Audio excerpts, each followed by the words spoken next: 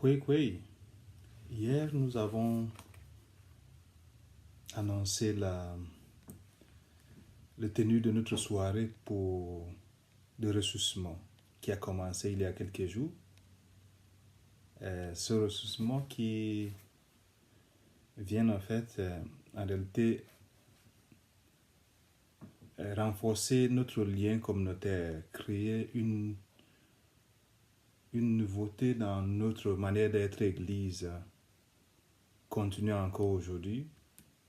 Et donc, nous voudrions utiliser cette occasion pour vous inviter pour la journée d'aujourd'hui. Mais avant le soir, nous voudrions essayer de vous aider à continuer la prière que nous avons commencée. Et donc, nous allons faire une petite prière ensemble. Et puis, après la prière, nous allons lire la Bible comme nous avons fait hier soir. Nous allons aujourd'hui lire Épître aux Hébreux, un passage de la Bible. Donc, nous allons commencer notre journée, notre réflexion avec une prière, avec un chant. Donc, nous commençons. Ceux qui veulent peuvent prier avec nous. Nous allons chanter un chant connu par beaucoup de gens qui rejoint ce que nous vivons ces jours-ci. Parce que comme c'est un week-end de ressourcement, c'est un week-end aussi de nous reconnecter à Jésus, de regarder dans notre vie chrétienne, qu'est-ce qui nous retient, qu'est-ce qui nous fait vivre. Pourquoi est-ce que nous pouvons nous dire chrétiens dans un monde où tout semble pas être chrétien aujourd'hui n'est plus à la mode? Pourquoi nous pouvons encore être chrétiens malgré tout cela? C'est parce que nous croyons en quelque chose de plus grand que nous. Et donc nous allons chanter, nous chanterons pour toi, Seigneur. Nous chanterons pour toi, Seigneur. Tu nous as fait revivre, que ta parole dans nos cœurs en jamais nous délivre. Nous contemplons dans l'univers les traces de ta gloire, et nous avons vu tes hauts faits, éclairant notre histoire. Nous chanterons pour toi, Seigneur. Tu nous as fait revivre, que ta parole dans nos cœurs en jamais nous délivre. Nos pères nous ont raconté ton œuvre long des âges.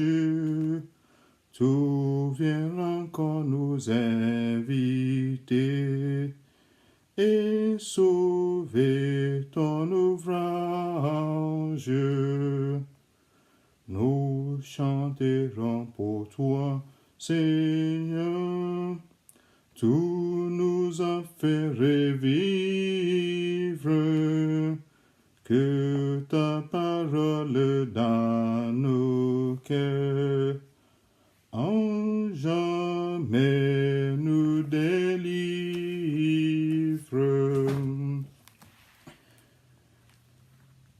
Merci Seigneur pour cette journée que tu nous donnes. Merci pour le soleil qui se lève chaque jour. Merci pour les saisons qui viennent et qui s'en vont. Merci pour ce temps d'hiver qui vient donner le sens, qui vient donner aussi le temps pour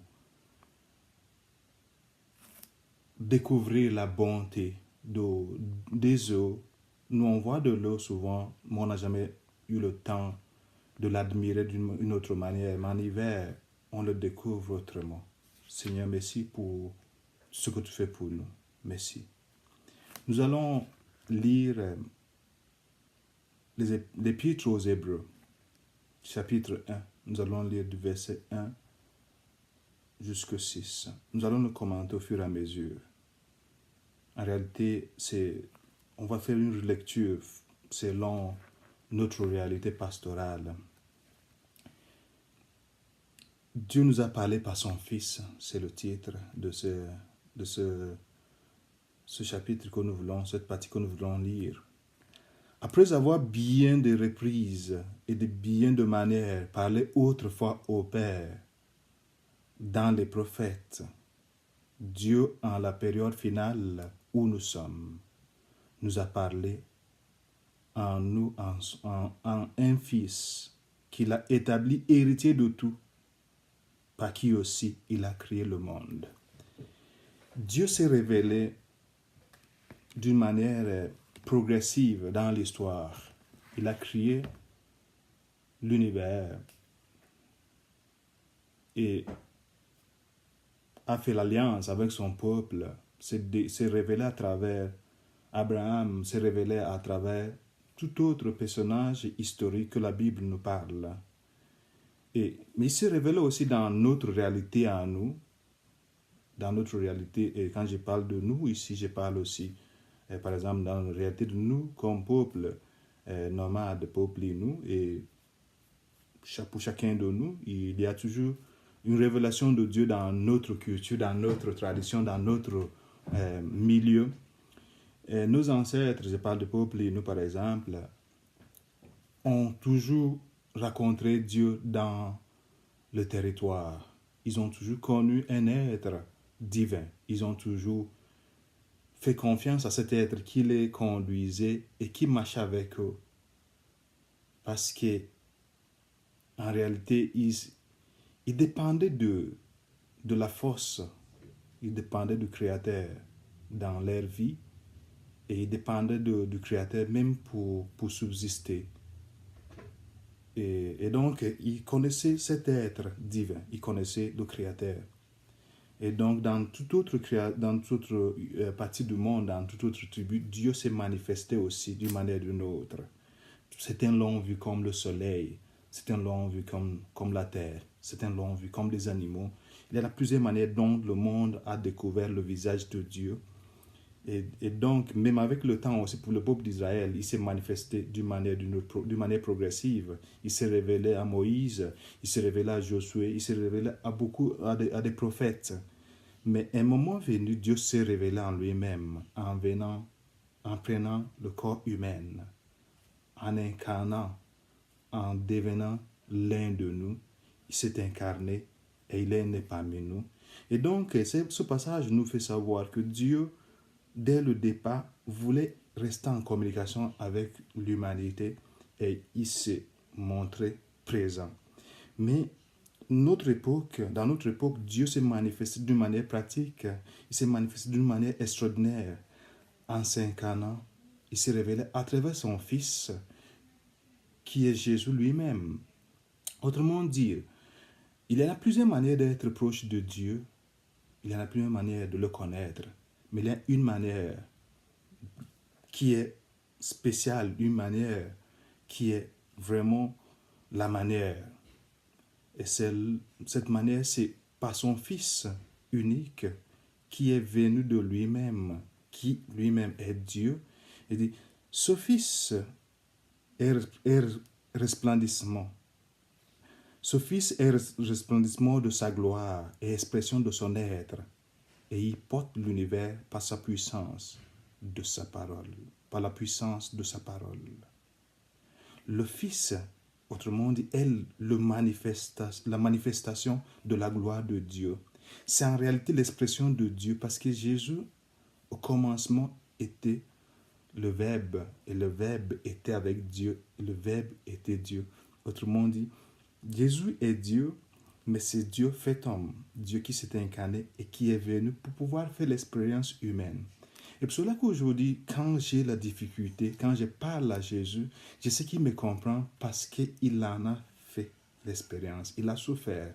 Il a connu la difficulté, il a connu la trahison, il a connu le mépris, il était né dans une situation impossible. Et donc, il connaît ce que ça veut dire vivre la difficulté, il connaît ce que ça veut dire vivre la pauvreté, il connaît ce que ça veut dire vivre l'abandon. En réalité, même ses propres disciples que lui-même a choisi, a dû l'abandonner à un certain moment. Et donc, quand on se sent abandonné, quand on se sent dépassé par l'événement, il faut se dire, mon maître, le Christ, a fait la même expérience. Et donc, quand je lui parle, il me comprend. Et donc, Dieu connaît notre réalité, Dieu connaît notre vie, Dieu connaît ce que nous vivons. Parce qu'il a fait notre expérience lui-même. Il dit, après avoir accompli la purification des péchés, parce qu'il est venu par amour. Ce n'est pas nous qui l'avons demandé de venir. Il n'est pas venu parce qu'il ne savait plus quoi faire. Non, il est venu parce qu'il aimait l'humanité. Il est venu pour nous racheter, pour faire notre expérience, pour nous donner, en prenant la condition humaine, il a rendu l'humanité divine. Donc l'humanité a pris il se ressemble à nous, quand il se ressemble à nous en devenant humain. Et nous avons pu, à travers ce mouvement de Dieu, nous aussi, nous avons fait un mouvement pour prendre la nature divine. Et donc, il est venu pour nous sauver de nos péchés. Et donc, souvent, on est accaparé par nos difficultés, même par nos manquements, par nos omissions, par nos imperfections. Mais Jésus est venu pour cela. Il s'est assis à la droite de la majesté dans les hauteurs. Devenu autant supérieur aux anges qu'il a hérité d'un nom bien différent de leur. Et donc, il a fait notre expérience et il s'est assis. En mourant sur la croix, il a mis fin à notre difficulté, à notre impuissance. Il a mis fin à nos faiblesses, en nous donnant cette possibilité de communier à son être, à sa manière d'être divin. Et donc, il est reparti, il a repris sa place.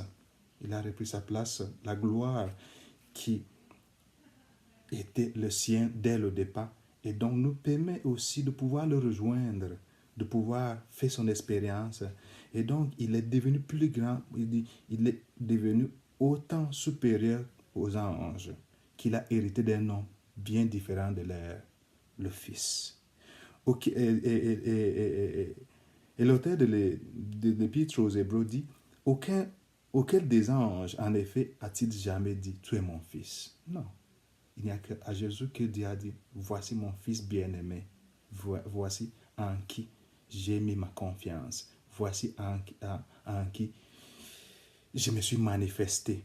Et donc, il dit, tu es mon fils. Moi, aujourd'hui, j'étais agent. Donc, il demande, auquel ange est-ce que Dieu a dit, tu es mon fils? Moi, aujourd'hui, j'étais engendré. Ou encore, moi, je serai pour lui un père et lui sera pour moi un fils. Nous avons en Jésus un père miséricordieux. Nous avons en Jésus un père parfait. Nous avons en Jésus celui qui nous écoute. Nous avons en Jésus celui qui comprend notre situation. Et donc, faisons confiance en ce Dieu qui nous aime. Faisons confiance à lui parce qu'il nous aime et il connaît notre situation.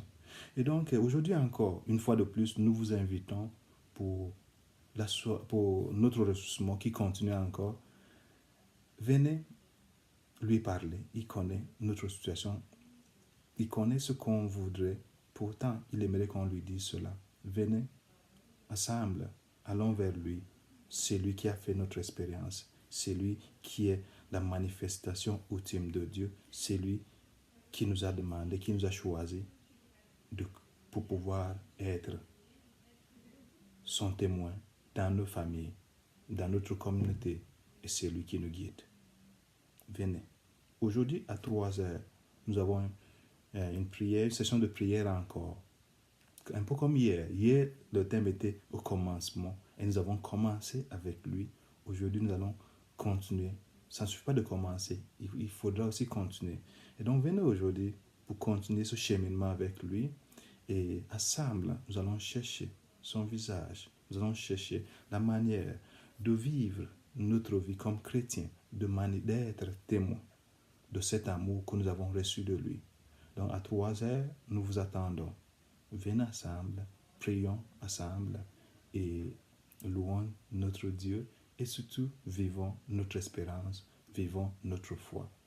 Nous aurons aussi la messe à 6h30. Venez si vous pouvez. Si vous ne pouvez pas, vous pouvez nous rejoindre d'une manière ou d'une autre. Mais sachez que nous vous portons dans nos prières et nous savons bien que quand nous disons notre Père, nous communions avec tous ceux qui croient en Jésus. Parce que Jésus est notre Père à nous tous. Merci beaucoup et que Dieu vous bénisse.